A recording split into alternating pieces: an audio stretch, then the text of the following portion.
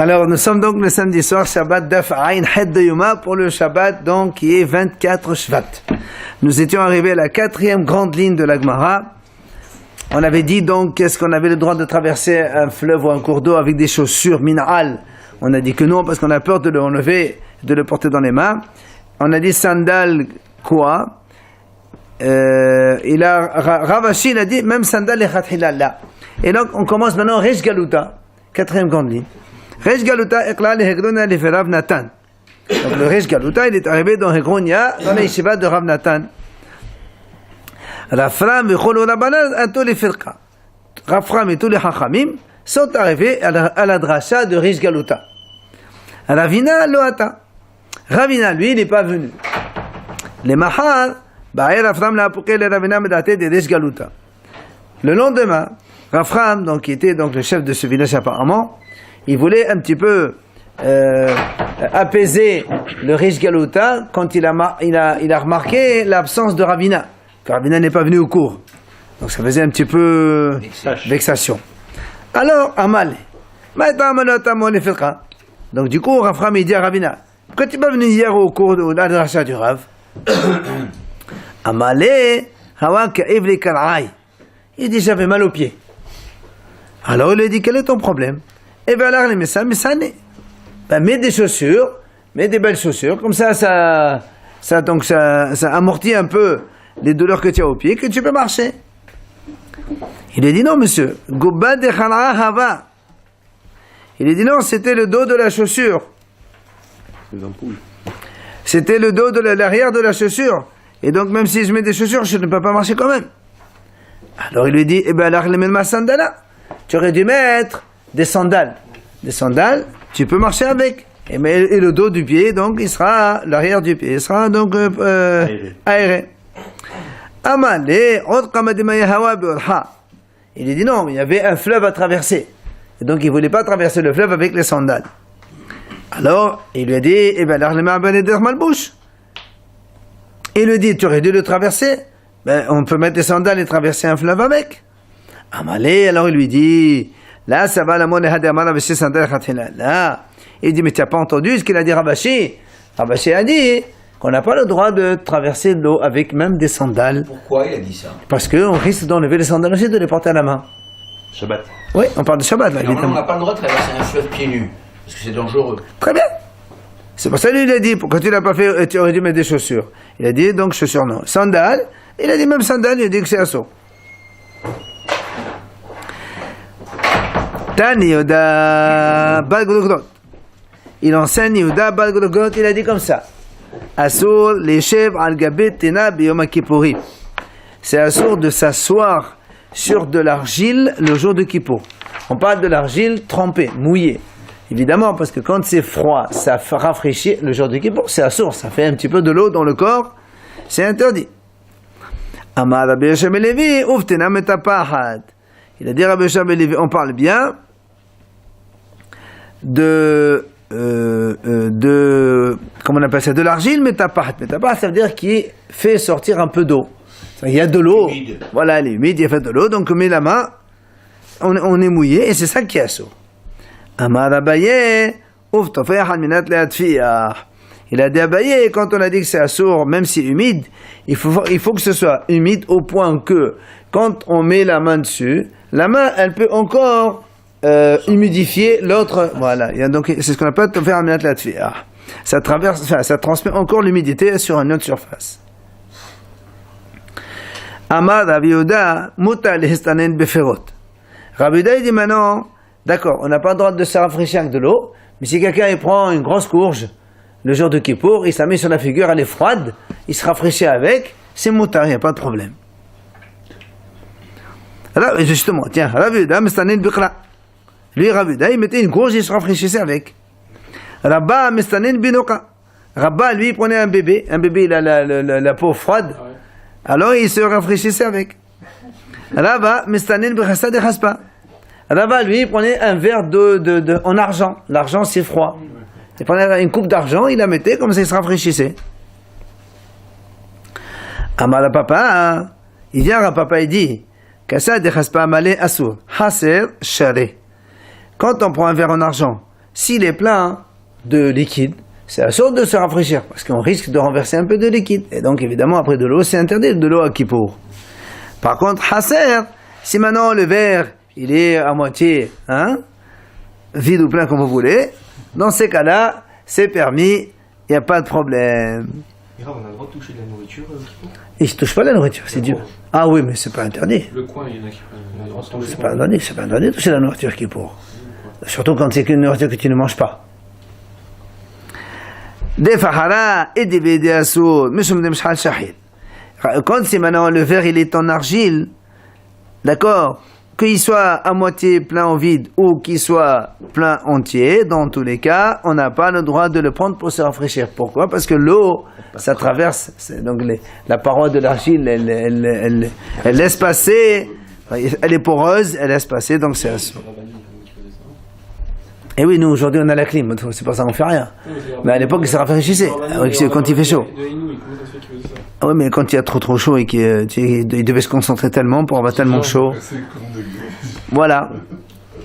Alors,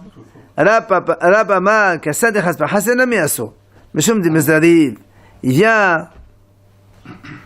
Rav lui dit, nous on a dit tout à l'heure un verre en argent, quand il est plein c'est assourd, mais quand il est à moitié c'est motard. Lui il dit non, même si c'est à moitié c'est assourd. Pourquoi? Parce qu'il risque de glisser et l'eau elle se renverse et c'est problématique.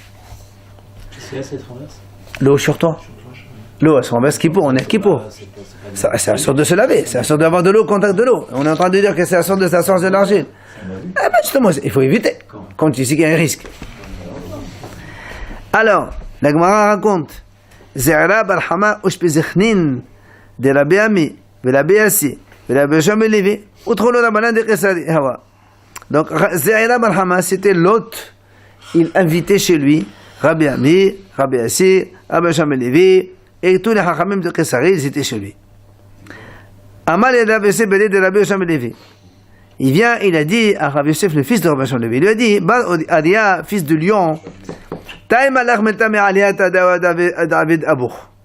dit viens, je vais te donner un enseignement très bon, un très bel enseignement que ton père enseignait. Qu'est-ce que c'est? Il lui dit ton père, il avait une serviette, d'accord, depuis la veille de Kippour. D'abord il la trempe dans de l'eau la veille de Kippour. Et après il les sort bien et il n'y a plus d'eau, comme si qu'elle est séchée. Et le lendemain à Kippour, il s'essuie un petit peu le visage, un peu les mains et les pieds. Elle est, on va dire, humide. Un petit peu, pas vraiment humide. Parce comme une lingette, quoi. Non, c'est pas une lingette, puisque depuis la veille déjà il a essoré et tu attends le lendemain pour t'essuyer avec. Voilà, un petit peu, voilà, on va dire comme ça. Ça, c'était la veille de Kippour. Maintenant, si c'est la veille du 9 Av, bon, c'est un petit peu la même chose. La seule différence, c'est que le 9 Av, on a le droit d'essorer. À Kippour, on n'a pas le droit d'essorer. Alors, qu'est-ce qu'il faisait la veille du 9 Av, il la trempe donc dans l'eau, mais il ne sort pas. Et le lendemain, il la faisait passer sur ses yeux, pour donc un petit peu s'essuyer les yeux. Apparemment, il devait, justement, apparemment, il devait les essorer le lendemain et ensuite il la passer sur les yeux. D'accord? Quand il est venu Rabba Barmari, il a dit, la veille du 9 Av, donc on lui amène une serviette qu'il trempe dans l'eau et ensuite il la pose sous sa tête. Et le lendemain il s'essuie avec le visage, les mains et les pieds. Par contre, du 9 Av, c'est le 8 Av, oui. C'est avant le jeûne. Le 9 Av, c'est le jeûne du 9 Av. La veille du 9, c'est le 8. Et donc le 8 Av, il prenait la serviette. Et moi, il... Ah, distisserie, toi, non.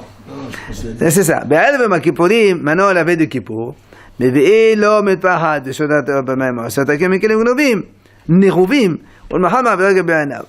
donc, ce qu'on a dit nous, la veille de Kippour, lui, on lui amène une serviette, et il la trempe dans l'eau, et donc il les sort pour la rendre sèche. Ou le lendemain, il la passe donc sur ses yeux pour un petit peu se rafraîchir les yeux. Alors il vient à Rabbi Yaakov, il lui dit à Rabbi Yirmiyah bat Halifa, il lui dit, il dit non, tu nous as enseigné le contraire. C'est-à-dire, tu nous as enseigné qu'à Kippour, il a mouillé, il a laissé le lendemain, et la veille du 9 av, il est soré, la veille du 9 av, il a venu le demain. Et moi, je t'ai posé la question, et je t'ai dit comment? Et comment tu fais? Il est sort le jour de Kippour, c'est pas possible. Et c'est pour ça qu'il a été obligé d'inverser. Donc, c'est logique. Le 9 av, il est sorti quand même. Hein? Il est sorti le lendemain, ouais. Il est sorti le Le jour même, parce que c'est pas interdit de sortir le jour du 9 av. Alors, Amar Rabbi Nashia bat Halifa, Amar Rabbi Amram, Amar Rabba bat Barhana. Donc, il nous enseigne ces Hachamim. Sha'alo et Rabbi Elazar, on a posé la question à Rabbi Elazar. On lui a dit comme ça, Zaken, ou Yoshev Bishiva. C'est-à-dire, les tours de chutes, les hatir de Chodot, ou Nosarich. Alors, rappelez-vous, on avait vu ça il n'y a pas longtemps dans Sanhedrin. On a dit pour qu'un Hacham, parce que vous savez qu'à l'époque, il y avait à l'époque où, quand il y avait un animal premier-né, on devait le donner au Kohen et il l'amener au Beth Amikdash. Quand il n'y a pas de Beth Amikdash, il faut attendre que l'animal ait un défaut. Or, il y a des experts pour voir des défauts. Pour dire ça, c'est un défaut, oui, ça rend l'animal inapte à aller au Beth Amikdash, et donc on peut lui faire la sheta et on le mange. Seulement, il lui dit, nous on a vu, c'est marqué là-bas, qu'un rave ne peut être autorisé de juger, enfin, si vous voulez, on appelle ça un juge pour les premiers-nés. Il ne peut le faire que s'il a l'autorisation du prince d'Israël. On est obligé d'avoir l'autorisation du prince d'Israël, voilà, pour qu'il puisse les faire habilité à faire ce genre de choses, mais là où il va, il faut l'autorisation. Alors c'est pour ça, lui, Rabbi Elazar, on lui a posé la question, on lui a dit, dis-moi, si on a un haram qui est haram, Zaken c'est un sage, il est donc dans la yeshiva, alors est-ce qu'il peut il autorise les promener sans avoir l'autorisation du Dayan, ou est-ce qu'il doit avoir l'autorisation donc du prince d'Israël? Alors la m'a dit, c'est quoi la question? Il m'a dit, c'est ça, on s'est posé la question, comment?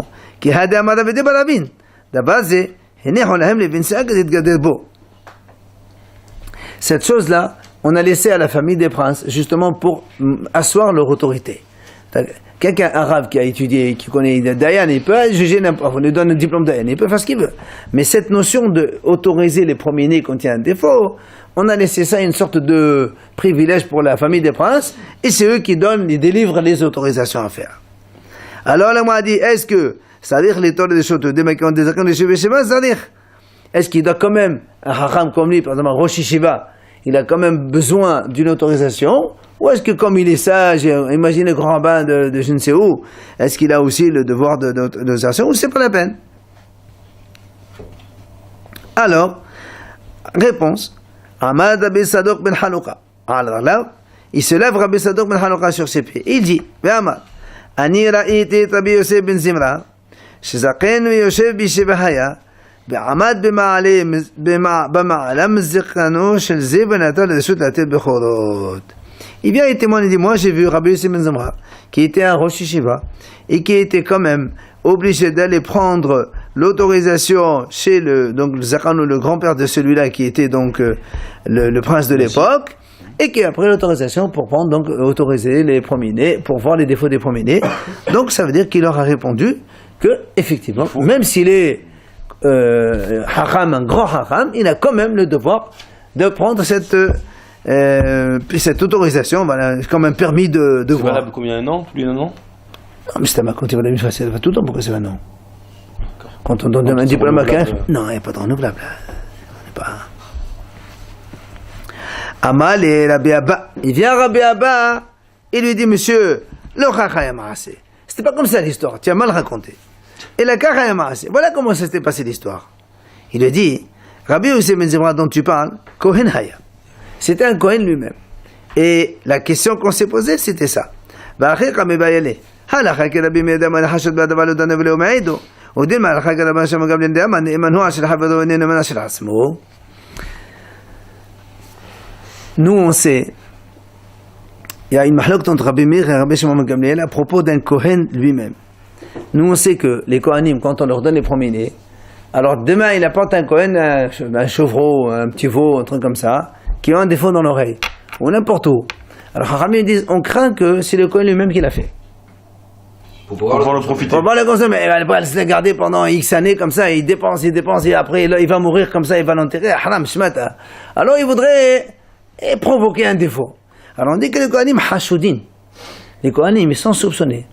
Quand on leur donne un animal, qu'eux-mêmes ils nous l'amènent de chez eux avec un défaut, c'est sûr que c'est pas bon. C'est-à-dire c'est eux qui l'ont provoqué. Maintenant la question était, est-ce que si maintenant un Kohen il vient pour un autre, il peut, un Kohen lui-même, décider sur, par exemple, de son voisin ou un autre juif qui lui pose la question, est-ce que ça c'est un défaut valable pour autoriser ou pas? Là il y a une mahlokat.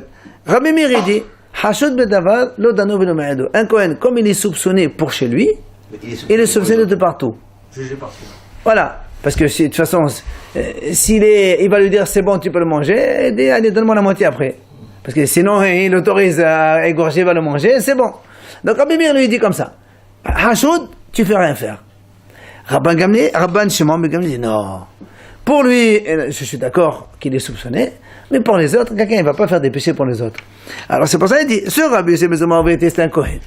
Et la question qu'on avait, c'était justement, est-ce qu'il peut lui-même autoriser un bechor d'un autre juif ou pas? Ben justement, la mahlok c'était là. Rabbi Meir il dit non, il ne peut pas, ni pour lui, ni pour les autres. Et Rabban Shimon ben Gamliel dit non, mais pas sur lui. Donc il a posé cette question. On fachad les halakha que Rabban Shimon ben Gamliel. Il lui a dit la halakha comme Rabban Shimon ben Gamliel. Comme quoi, il a le droit d'autoriser sur un animal qui appartient à quelqu'un d'autre, mais pas à lui. Dire un Kohen quand on apporte un animal qui était. Voilà. Est-ce que c'est un défaut? Tu connais. Pas de défaut par exemple l'animal, c'est-à-dire il le garde depuis la façon de consommer. Ah oui, pour l'instant, un animal normal, quand il y a Betamigdash, il amène le Betamigdash, il le fait korban et après il le mange. Ouais. Mais quand il n'y a pas de Betamigdash, il est obligé d'attendre qu'il y ait un défaut parce que l'animal il est kadosh. Il le nourrit. Et si il n'a pas de défaut, il meurt, après il va l'enterrer. Il n'a pas le droit de l'utiliser. C'est comme un vraiment. Donc, ça, comme vous le remarquez, ça n'a rien à voir avec nous. D'accord? Nous, on est ici à Kippour. On se demande ce qu'il vient faire ici un truc. Donc, moi, a dit, en fait, c'est une parenthèse parce que ce qui nous intéresse, c'est la question qui vient. La question qu'on vient lui va dire. Vetour comme va y aller. Parce qu'on a dit là-bas, on a posé la question, est-ce qu'il peut autoriser oui ou non? On lui a posé la autre question. Maolaset. Quand on a posé la question à Rabbi Lazar, est-ce que Zaken, qui a les Shiva, il a besoin d'une autorisation d'un premier-né, oui ou non? Lui, il leur a répondu. On lui a posé une deuxième question. Maolaset besandal shel sha'am biyom kippourim. Est-ce qu'un homme, il a le droit de sortir à Yom Kippour? Nous, on sait que c'est la sorte de mettre des chaussures en cuir. Et donc, on met des chaussures en toile. Alors, on lui a posé la question, est-ce qu'on peut mettre des sandales de sha'am? Sha'am, je pense que c'est du plastique. Hein? De quoi? Je sais pas. Rachid a dit poids ou fouet, je sais pas ce que c'est. C'est du jonc peut-être. La pouille. Bon, végétal Pouille, quoi. c'est ce que c'est pouille. Je sais pas. Ah. Je lis pouille. Parce que Rachid a dit pouille, alors nous on sait pas. Top, quoi qu'il en soit, c'est une. Allez, c'est pas grave. Une chaussure spéciale. Charme, je crois que c'est de la cire ou la. Toi, tu parles de crocs. Top. Ahmad Rabbi Ishaq ben Nachmani, il s'est levé, Rabbi Ishaq ben Nachmani sur les pieds, il a dit Ahmad. Ani ra'iti Rabbi Yoshua ben Levi, she'asa besandal shel Sha'am biyom kippourim. Il leur a dit voilà, moi j'ai vu Rabbi Yoshua ben Levi, il est sorti avec des chaussures pareilles, sandales comme ça, le jour de Kippour. Donc ça veut dire que c'est moutard. Donc c'est du. C'est pas du cuir, en tout cas, c'est sûr que c'est pas du cuir. Du jonc. D'après ce que Rachid dit, c'est du jonc. Et je lui dis, quand c'est Ta'anit Tzibour, quand les bénis Israël ils ont un problème de sécheresse, ils font des ta'aniot. 1, 2, 3, 1, 2, 3, après il y a 7. Jeudi. Alors est-ce que là aussi, Amal et Lachna, c'est pareil, la même chose. Amal Rabba Babahana, Ani Raït et Tabil Azab de Minenve, chez Asab et Sandal Shacham et Ta'anit Tzibour. Il a raconté une autre histoire, un peu dans notre sens, mais c'est pareil. Il a dit, moi j'ai vu que Rabbi Lazar de Ninvé, il a porté des sandales comme cela. C'était un jour de jeûne public. Et quand je lui ai posé la question, et à Kippour, est-ce qu'on a le droit de porter ça aussi? Il a dit, c'est la même chose. Parce que Ta'anit Tzibour, à la fin, il a les mêmes statuts que Kippour. Rav Yehuda, Nafiq bidhitne. Il a dit, c'est une sorte de charme, lui, c'est Rachid a dit. Il a le droit de sortir avec des sandales pareilles. Abaye, Nafiq bidhousi. Ça, c'est des sandales que l'on fait à partir des palmiers. Des branches de palmiers. Rava, Nafiq bidivla. Divla, il a dit, c'est une sorte de désherbe. Ben, pour vous dire un peu les sandales de l'époque, le jour où Kippour, ils mettent pas ce en cuir. Ils se mettaient vraiment, mamache, quelque chose de rien du tout, sous les pieds, juste pour ne pas mettre les pieds par terre, quoi. Mais donc, ça faisait mal aux pieds. Rabba Baravuna Kadir Souda Karev Nafiq. Rabba Baravuna, lui, carrément, il prenait un foulard, hop, il enfilait les pieds dedans, et hop, il marchait avec. Alors, mais Rami Barhama, il vient objecter, il pose une question, il dit voilà, c'est marqué dans Shabbat, on a vu, c'est marqué Hakete Ayos Baqaf Shelo Devre Rabbi Meir. On a dit là-bas, c'est marqué, il y aura quelqu'un il est amputé d'une jambe, ou du pied, et on lui met une prothèse. D'accord? Que Dieu te protège. Et alors, Chachamim disent, Rabbi Meir dit, quelqu'un, il peut sortir avec ça le jour du Shabbat. Et, d'accord? Est-ce que la protège, il peut mettre des chaussures? Non, mais quand il met la prothèse, c'est un truc en bois. C'est tout ce qu'il y a. C'est que le bois. Mais Rabbi Yossé, Oser. On a dit Rabbi Yossé, il a dit non, c'est assourd. Il sortir avec la prothèse. Oui, parce que c'est pas une chaussure. Il n'a pas le droit de porter ça. Il porte ça dans la rue. C'est un Shabbat, on parle de Shabbat. Vétani ala, sur ça, on a enseigné les Shavin, c'est-à-dire Rabbi Meir et Rabbi Yossé sont d'accord. Chez Assour, là, c'est beau, Yom Kippouri. C'est assourd de sortir avec ça le jour du Kippour. Donc, qu'est-ce qu'on voit? Pourquoi? Le problème n'est pas du cœur. C'est pas, non, c'est comme si que tu as mis des chaussures. C'est un confort. C'est qu'Elo. La Torah a dit, il ne faut pas mettre des chaussures, tu as dit mettre des chaussures. Quoi qu'il en soit. Non, porter, on a vu déjà le problème, Shabbat, c'est porter. Même eux qui peut dire, parce que là, nous on a vu que Rabbi Meir, il permet. Donc il n'y a pas de problème de porter. Et bien pourquoi il interdit à Kippour? Parce que pour lui, Rabbi Meir il a permis, il a dit, il a le droit de sortir avec. C'est Rabbi aussi qui a interdit de porter. Donc il y a une autre raison pour Kippour. Voilà, pour Kippour, il dit parce que ce sont des chaussures. Une béquille, on a le droit le Shabbat, Rabbi, ou pas? Quelqu'un qui marche, qui a un problème. Si quelqu'un il peut faire quelque part sans la béquille, il n'a pas le droit de porter la béquille Shabbat. S'il ne peut se déplacer que avec la béquille, là il peut la C'est pour ça prendre. que je pose des questions par rapport à la prothèse. Parce Tu es obligé d'avoir sans la prothèse, il peut pas Non, marcher. mais la béquille, c'est le problème, c'est que tu la portes. La prothèse, tu ne vas pas la porter, tu es obligé de marcher avec. Quoi qu'il en soit, on voit ici que quand il y a, même si ça s'appelle pas une chaussure, et pourtant, tu as dit à Kippour, on la porte pas, on n'a pas le droit de la porter. Donc nous, on a vu en haut qu'on avait le droit. Amar Abaye, Hatam dit Bik Titin Mshum Ta'anour. Et dit Abaye, il a dit non, là-bas c'était différent. Parce que la prothèse, elle a une sorte de trou, et on lui met un petit peu du coton et de ça et c'est plus ta'anouk en fait. Pourquoi on n'a pas le droit d'apporter Kippour? C'est un confort, voilà, c'est un confort. C'est un peu comme... Oui, je sais. Amal et là-bas, Vila Manahouk Titin Mashvile Mana. On m'a dit, attends, je comprends pas. Si tu considères que la chaussure c'est pas une chaussure, le fait de mettre un peu de coton, un peu de tissu, ça va la rendre chaussure. Ou c'est assourd, ou c'est pas assourd. Vérod, elle m'a dit, tu m'as dit, c'est un confort, alors c'est assourd. Il dit, pourquoi? Quand t'as un autre de l'homme, mais assourd. Et pourquoi on n'a pas le droit d'avoir du confort et Kippour? On met bien une veste, on met bien un cravate, on met une ceinture, il n'y a pas marqué que c'est assourd de Taranouk. C'est marqué que c'est assourd de mettre des chaussures, c'est tout. C'est inouï. Voilà, on a vu que Rabba Bana tout la temps on l'avait, donc il roulait des tissus autour de son pied. Il marchait avec, ça faisait un petit peu confort. Mais là, on m'a dit encore une autre question. Maître, attendez, c'est pas Michel Betreboul qui t'est entamé. Mais que c'est là où t'es un astronaute. Là, on m'a dit, en plus, on a vu dans la CFA, c'est marqué là-bas, que si il y a Betreboul, c'est-à-dire si dans la prothèse, il y a une sorte de trou où on mettait du tissu, là-bas, la Gemara dit, c'est tamé à cause de que la prothèse elle devient tamée parce qu'elle devient comme un réceptacle, un récipient pour recevoir quelque chose. Donc si dans la Sefa on parle de ça, ça veut dire que dans la Récha, on parle pas qu'il y a un réceptacle. On parle bien d'une prothèse horizontale, il n'y a rien. Hein? Tout ce qui est en bois et récipient, ça prend l'impureté. Ah, si, Le kabel. Bien sûr, bien sûr. D'accord? Question. Ella amarava. Le'olam dichol alma menahlu. Eh bien, en vérité, tu considères la prothèse comme une vraie chaussure. Maintenant, pourquoi la mahlok entre Rabbi Meir et Rabbi Yossé? Ou be Shabbat behaplir. Shabbat, la divergence s'est suscitée à ce niveau-là. Quoi? Moi, ça va, Gazdenan, Dilma Mashtamet, Ve'atet Ba'amot. Au moins, ça va, la Gazdenan. Ceux qui ont interdit, Rabbi Yossé qui a interdit de porter la prothèse, parce que lui, il a peur, il a dit peut-être que la prothèse, elle s'enlève, et le monsieur va la porter dans sa main pendant Shot Rabbi. Rabbi Meir lui dit non, on ne craint pas ça. Il met une prothèse, il a le droit de marcher avec Shabbat, c'est pas du tout un problème. Donc en fait, c'est une vraie chaussure, mais la discussion, elle est complètement ailleurs. Elle n'est pas ni à cause d'Anour, ni à cause du Ktitin, ni Walou. Donc il ne marche pas avec cette prothèse alors. Selon maintenant, oui.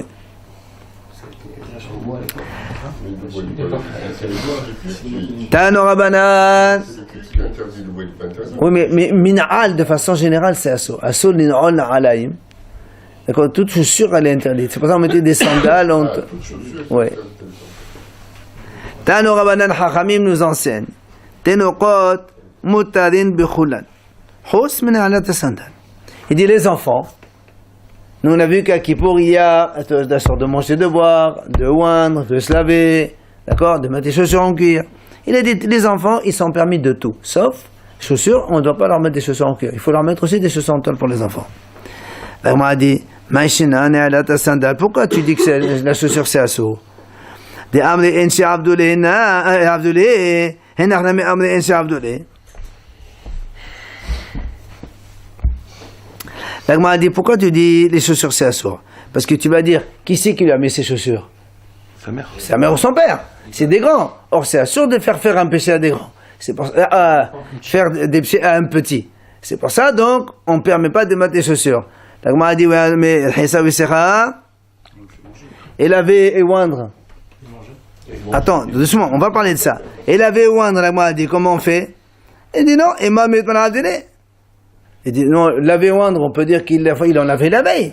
Il en met la crème la veille, c'est pas parce que ça aujourd'hui. Alors on m'a dit pourquoi? Les sandales la mis Mohamed Abdelé. Et pourquoi on ne dit pas aussi les sandales, ils l'ont mis depuis la veille? Ils l'ont laissé dormir avec. Et alors? Là, on m'a dit non. Là, il ça, de mettre mon Abdelé. Sandales, c'est pas possible de dire qu'ils l'ont mis la veille. Pourquoi? De Amal Shmuel, écoutez bien. Haïman de Baïl et Metam Ta'ama di Metota, les Saïm Sané ou l'Irni. Celui qui veut goûter un peu à la mort, il met ses chaussures et il dort avec. Donc on voit que c'est pas bien de dormir avec des chaussures, quoi. C'est des genres d'arrow, non? Ouais. Non, mais ça, c'est, ça doit être. Qu'est-ce que ça veut dire? Hein? Qu'est-ce que ça veut dire? Ouais, c'est. C'est pas confortable, tout simplement. C'est tout. Non, je ne pense pas que ce soit. Ça doit être un truc de Ségoula, un truc comme ça. D'accord? Non, pourquoi tu peux avoir des tennis, c'est bien. Non, non, il ne faut pas dormir avec ses chaussures. Stop. Quoi qu'il en soit. Pas dormir avec les chaussures. Voilà. Mais pourquoi? Il n'y a pas marqué. Voilà. Alors, quoi qu'il en soit, donc, pour les chaussures, tu ne peux pas me dire qu'ils les ont mis la veille. Donc, c'est aujourd'hui qu'ils les ont mis. Et là, l'agma dit, l'agma dit, non, tu sais pourquoi on a permis de se laver, de laver les enfants, de les oindre. Ça, c'est parce que ça leur permet de grandir. Allez. Ça leur permet de grandir. C'est pour ça que les haramim n'ont pas été gozer. Mais ceux des laves des bétails, s'ils mettent des sandales en toile, c'est pas la fin du monde pour un jour. Alors on leur met pas des chaussures en cuir. On leur met des Michou sandales. Sakana. Il n'y a pas ni hinour. Un enfant de 4 ans, il n'y a pas de Pas hinour. dormir avec les chaussettes parce que ça empêche de grandir. J'ai entendu ça. Ah ouais? Les enfants, Non, c'est pas un plaisir. Nous on pose la question, pourquoi tu dis qu'on n'a pas le droit de mettre des chaussures en cuir? On a dit parce que les parents ils le mettent, il faut un péché quand il faut faire un péché aux enfants. Et tu dis non. Étant donné qu'il n'a rien à perdre de cela, si on n'a pas l'enfant, ça lui permet de grandir. Si on ne le fait pas manger, ça lui permet pas de grandir. Mais si on n'est pas une chaussure, c'est pas la fin du monde, il peut rester sans chaussure un jour. Si on lève les enfants, c'est parce qu'ils font leurs besoins et que ça peut être désagréable pour l'entourage. Non. Parce qu'on n'a pas. Non, mais il n'y a pas qui que fait ses ça. besoins. Non, pas que ça. Pas que ses besoins. Tu l'as fait figure, tu l'as même pour manger. Je sais pas, moi, il se salait par tête, tu le laves, c'est pas un problème. Ça leur permet. Il rapporte d'ailleurs De Amra l'Abaye, il a dit Abaye. Amra li em. Sa nourrice, elle lui a dit la chose suivante. Ribite dinoka, maya hamimi, ou misha. Il dit donc, comment un enfant, un bébé croît, il pousse, c'est grâce à l'eau chaude et à l'huile d'onction, enfin à la crème qu'on lui met. Donc quand on lui fait les bains d'eau chaude, tout ça, c'est bien. Gadal pourtant, quand il grandit un peu plus, l'enfant, Berta Bekotra, eh bien, il grandit avec des œufs et le lait. Enfin, Berta Bekotra lève, voilà, tout ça. Gadal pourtant, quand il grandit un peu plus l'enfant, Tabo des manées, qu'est-ce qu'il fait? Il commence à tout casser. Bah, les enfants, quand ils grandissent, 6 ans, 5 ans, ils cassent tout. Et la demande dit que Rabba, qu'est-ce qu'il faisait Rabba? Zavil et Oman existe des Fahara, les venez, on met pas des léos. Il sait que les enfants ils cassent. Qu'est-ce qu'il fait? Il leur achète exprès des trucs en argile. Comme ça, les enfants ils jettent, ça casse, c'est pas grave, c'est pas cher. Au moins ils se. D'accord, voilà, ils se défoulent sur ça. Des Legos en argile. Allez, on continue. On a dit, on a dit le roi et la mariée pendant les 30 jours, je crois, le marié. Ils ont le droit de se laver leur visage à Kippour pour qu'ils paraissent beaux. Matitin Mani, qui est l'auteur de cette Mishnah? Elle pose la question. Rabbi Hanania ben Teradion, c'est Rabbi Hanania ben Teradion. Où tu as vu? Des Taner. Voilà une brata qui nous dit. Tanakama dit, le roi et la mariée, ils n'ont pas le droit de se laver la figure, même à Kippour, c'est comme ça. Tout le monde c'est pareil. Rabbi Hanania ben Teradion, même Meshum Rabbi Eliezer, Hamelech ve'hakala yilchasut penehem. Il vient Rabbi Hanania ben Teradion, c'est lui donc l'auteur, comme notre Mishnah il dit, le roi et la mariée, ils se lavent la figure le jour de Kippour, c'est pas un problème. Toujours Tanakama dit, Haya lo ten'ol ta sandal. Une femme qui vient d'accoucher donc, elle n'a pas le droit de mettre des chaussures en cuir. Comme tout le monde, chaussures en toile. Rabbi Hanania ben Teradion, non. Rabbi Hanania dit non, monsieur. Une femme qui vient d'accoucher, comme elle est fragile, elle craint le froid.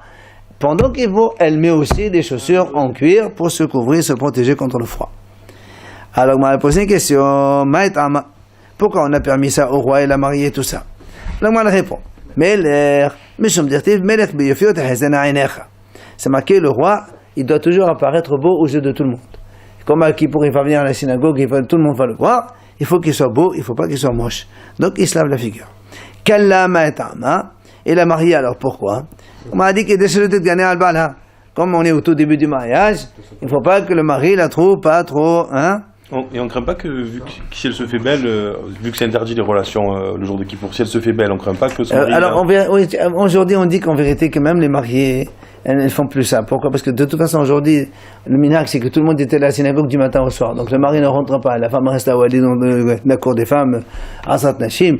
Donc il ne se voit pas, donc elle n'a même plus besoin de ça. Le soir, pour dormir, on ne se voit pas, donc c'est terminé. Donc aujourd'hui, ça ne marche plus ça.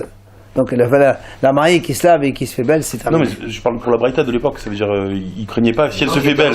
Oui, mais justement, si elle se fait belle, il a pas. Mais non, mais non, oui, je sais, mais comme il y a marqué que là-bas, il y a une avis qui dit on n'allume pas les bougies, ou bien on allume les bougies justement pour empêcher qu'il y ait des relations, il n'y a pas de problème. Quand c'est assourd, c'est assourd, attends. Alors, Amal et la Bahia et la Bihia. Kalla ad kama. Jusqu'à quand il lui a dit la mariée, elle a le droit? Amalé, qui est détané à ses marques, pendant 30 jours, une nouvelle mariée pendant 30 jours.